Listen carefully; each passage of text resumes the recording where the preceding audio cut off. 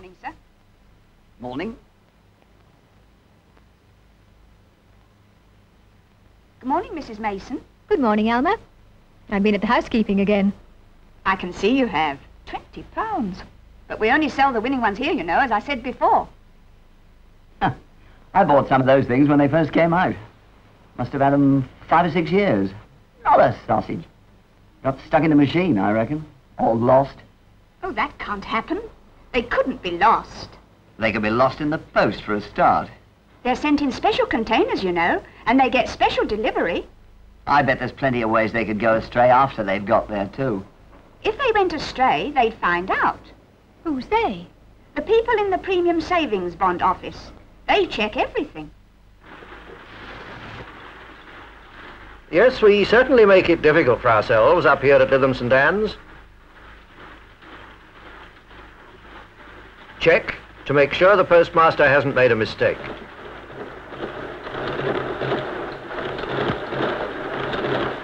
Check to make sure the value of the up to £10 bonds he sold agrees with the money he sends in.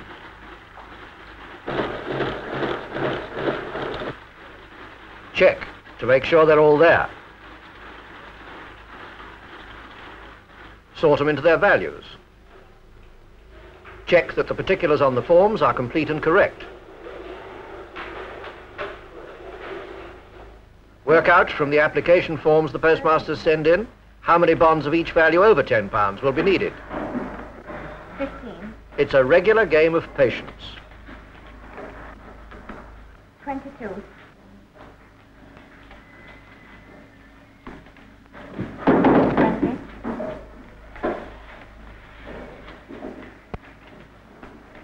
23. 31. Check that they're addressed correctly, that everything tallies. Check and check again.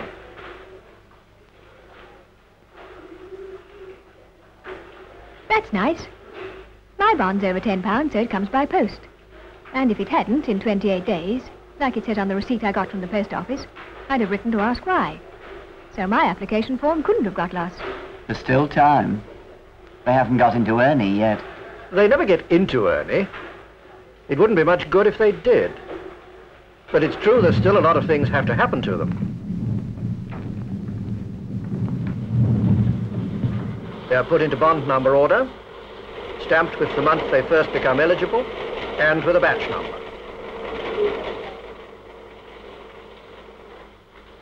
They're microfilmed.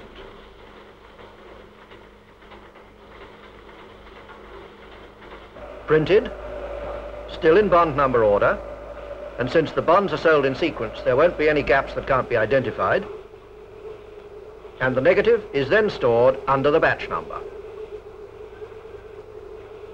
But what's the point of all this? We have to be able to identify you and your bonds at any time. So the registering of both your bond and of you as the holder is an essential part of premium bond procedure. Now, the application forms do one job, the photocopies do another. More bits of paper to go astray. All that duplication, it can't be necessary. No? Well, we have to be able to find you by name, don't we? You've been saying we can lose your application forms. You may write in to say you've lost your bonds. You could die. So your original application form, with its bond counterfoil attached, is filed by name in the alphabetical file. Then we can always find you, providing you remember when and if you move to tell us your new address. Every drawer is constantly checked to make sure there's no misfiling. Good Lord, there's one of mine. They're not lost after all. Of course not. But we've got to be able to find your bonds by their numbers, too. And that's what the photocopies are for. They are filed in their bond number sequence in the numerical file. And there they stay. And there they stay. What did I say? File and forget, that's what. They're not forgotten. Day by day, all those drawers are checked. It takes 6 months to get through the complete file to make sure that all the numbers of bonds sold are in sequence with no unexplained gaps. But I meant what I said. There they stay. But that can't be right. How can they get in the drawer? There is no drawer, in the true sense. We don't put all the bonds in a gigantic top hat and pull them out one by one like a lucky dip. And there's no revolving drum for them to get stuck to. Well, what does Ernie do then? What's he for? Well now, when the idea of premium bonds was first thought of, it meant finding a way of indicating prize winners in a completely uncontrolled, random manner which would be scrupulously fair.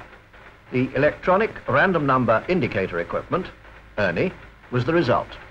The post office engineers worked out a way of generating random numbers electronically and making them take the form of bond serial numbers. Bond serial numbers have two letters, the first of which shows the value of the bond. A is a £1 bond, B £2, and so on down to Z for a £500 bond, and 7 figures, 9 digits in all. How does Ernie do it?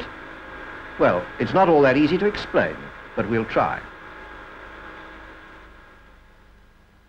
Here is a lamp, a neon gas-filled lamp. When it's switched on, the particles of which the gas is composed become electrified, which is why it glows, and they rush about in all directions, colliding with one another and with anything that gets in their way in a completely erratic manner. So if a metal plate is introduced into the lamp, some of the electrified particles will collide with the plate. And these collisions, completely erratic and unpredictable, will create electrical impulses which can be counted. This then is the basis on which Ernie works. He has a number of these neon diodes, as they're called, each of which generates at random completely erratic and unpredictable impulses which are fed to electronic counters. Well, of course, this is an electronic counter. It's a printed circuit with a lot of transistors in it, and you can't see it counting, but we might represent it like this. Here is a demonstration counter to which electrical impulses are being fed erratically. We can slow it down, and you will be able to see more clearly that the way it's moving round is quite erratic. What is happening is that the counter moves on one step each time it receives an impulse. Now, Ernie has a pair of electronic counters for each digit and letter in a bond serial number. 9 pairs, in other words, each fed independently by its own random generator. Let's speed them up again. What Ernie does, in effect, is to look at his array of counters every 1/6 of a second. It's as if we were to stop our demonstration counters like this. They've stopped on different numbers, you see. Start them up again. Stop them again. They've stopped on yet another pair of numbers. The digit generated each time is taken to be the number of digits, or steps, by which the bottom counter is behind the top counter. In this case, 6.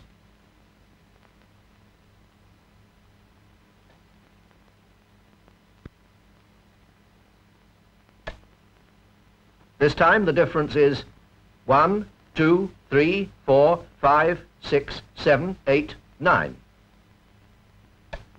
This comparison of two random numbers independently generated serves to make the digit finally used random beyond all doubt.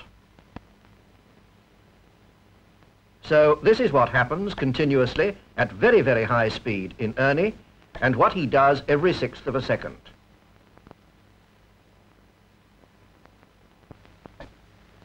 At that instant, each time, the digits and letters derived from his 9 pairs of counters are passed on to the teleprinters, which print them out in bond serial number form.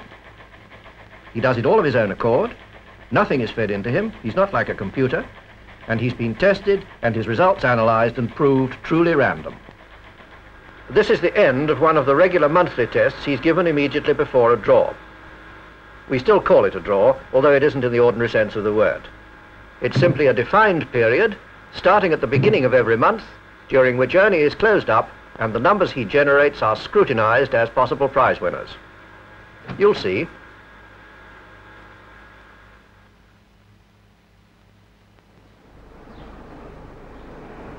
Draw day.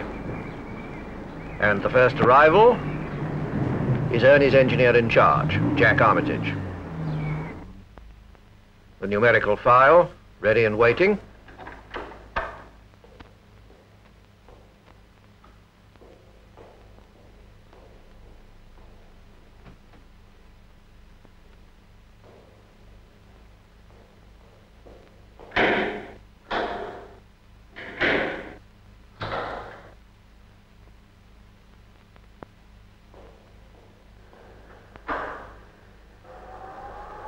Ernie has his own electricity supply. Does that surprise you? We can't risk a power cut in the middle of a draw, can we? He not only has one power supply of his own, but two, to make him doubly self-sufficient. If one fails, the other takes over. Interesting.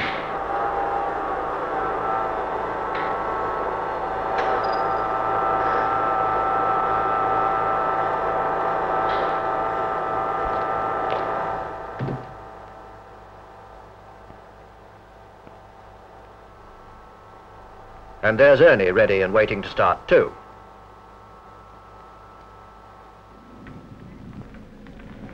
And here come the people who do all the work.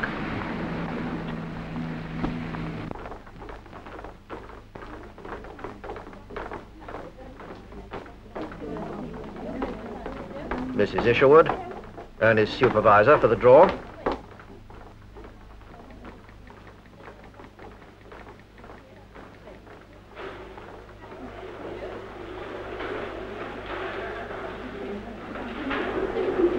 Ben Hollings, draw controller.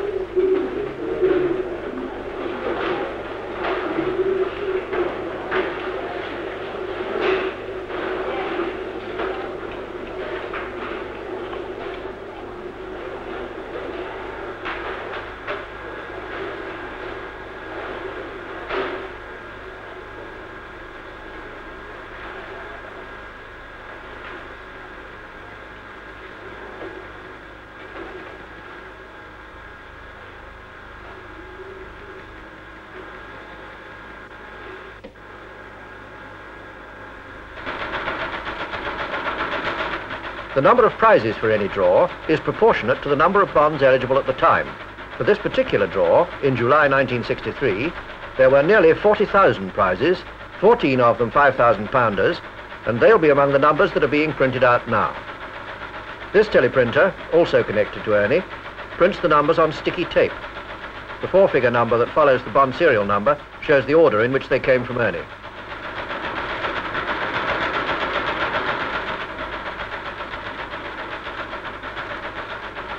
The numbers are stuck on cards, which will be used as guides to locate the bondholder's photocopies in the numerical file.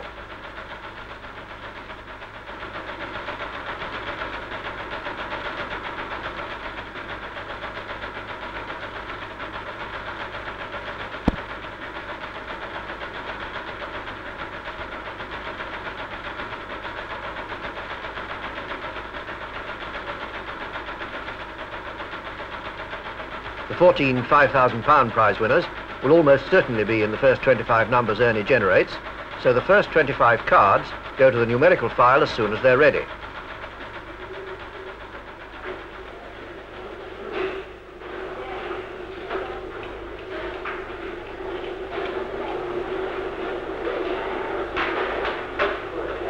Now the search begins. The guide cards are doled out to the 8 searchers, each armed with clipboard and check sheet. The first number was a Q, which means it's a £50 bond. So the first searcher goes to the part of the file where the £50 bonds are located.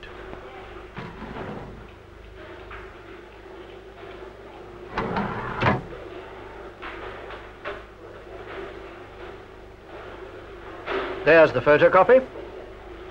The number is one of the 50 belonging to that bond. And that's the first of the £5,000 prize winners, provided the bond has completed its 3-month eligibility period. For the time being, the guide card replaces the photocopy in the file. Now I see what you mean about there being no draw. Ernie dreams up the numbers, then you find the bonds that correspond. The bond holders that correspond. Quite right. The one this searcher is looking for is not there. There's no photocopy. In fact, there's a gap of nearly 5,000 numbers. That means that Ernie has generated a number that belongs among some bonds that haven't been sold, and it must be struck out. Mightn't it be that they're just filed in the wrong place? 5,000 numbers? That's something like 500 photocopies. No, they're unsold bonds, all right. But if it were, say, a single photocopy missing from a sequence, we should check by taking the batch number of the sequence and referring to the microfilm. It's awfully clever, isn't it? Ernie may dream up any bond number. Here's one, for example, that's been repaid. Someone who decided he wanted his money back and cashed his bonds. Bad luck. He lost himself a £5,000 prize. Back come the first of the searchers, having found the photocopies they were looking for.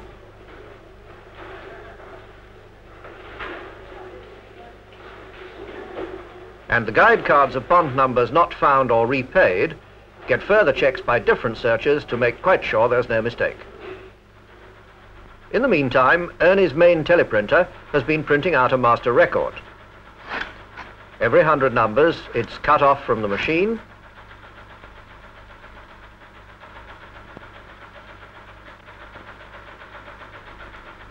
chopped into 25s, and in due course taken to the draw control. Here, the photocopies of the numbers that have been located, or the guide cards of the ones that haven't, are checked against the master record and put back into the order in which they were drawn. It's at this point that they're checked for eligibility by means of the date stamped on the application form before it was photographed. And the ineligibles and the unsolds and the repaids are ruled out. Then comes a last check by the draw controller himself. These are the first 25.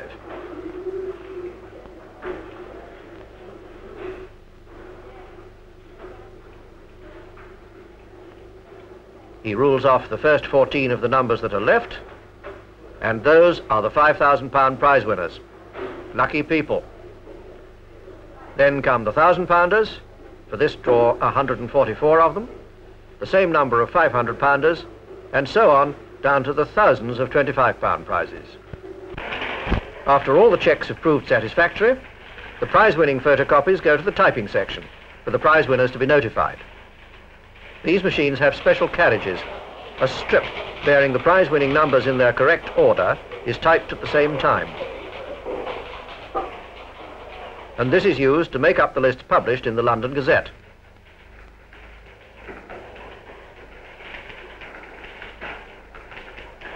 So the draw goes on for several days, with Ernie's teleprinters churning out 100 numbers every 4 minutes or so.